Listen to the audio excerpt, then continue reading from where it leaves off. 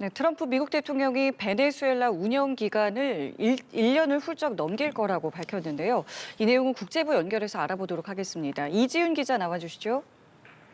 네, 트럼프 대통령은 뉴욕타임스와의 인터뷰에서 베네수엘라 운영 상황이 1년보다 훨씬 더 길어진다고 밝혔습니다.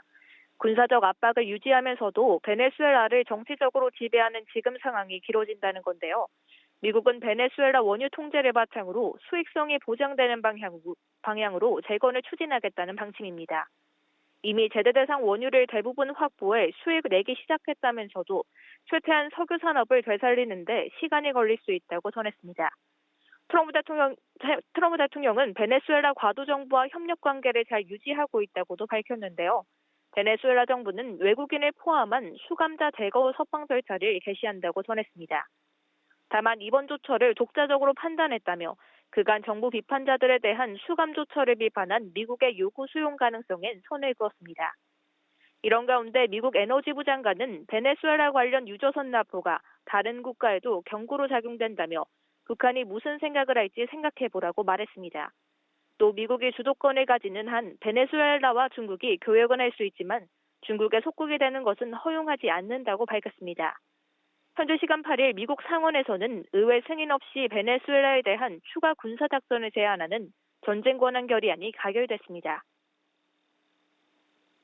네, 그리고 그린란드 소식도 알아보겠습니다. 미국이 그린란드 주민에게 현금을 제공하는 방안을 검토한다는 보도가 나왔는데요. 이 내용도 전해주시죠.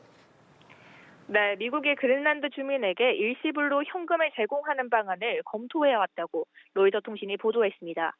구체적인 액수와 방안은 아직 불확실하지만 주민 1인당 최대 10만 달러를 제공하는 범위에서 논의를 해온 것으로 전해졌습니다. 그린란드 영유권을 가진 덴마크 당국은 그린란드를 팔지 않는다는 입장을 분명히 하고 있는 상황인데요. 유럽 국가들도 반발하고 있는 가운데 벤스 미국 부통령은 유럽 국가들이 미국의 그린란드 확보를 진지하게 받아들여야 한다고 강조했습니다.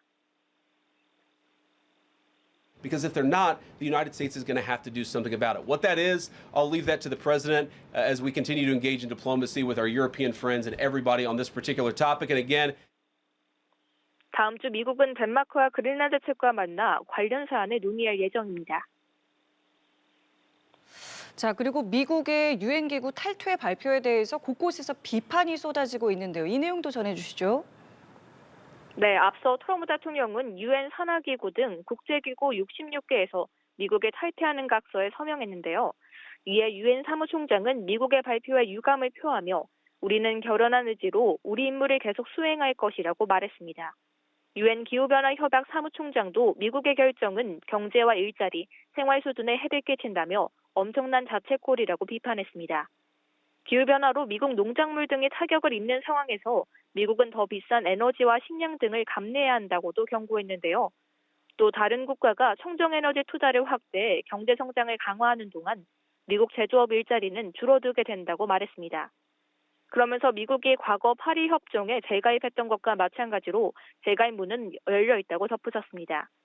유럽연합도 세계에서 두 번째로 온실가스를 많이 배출하는 미국의 유엔 기후변화 협약 탈퇴에 우려를 표명했습니다. 지금까지 국제부에서 연합뉴스TV 이지윤입니다.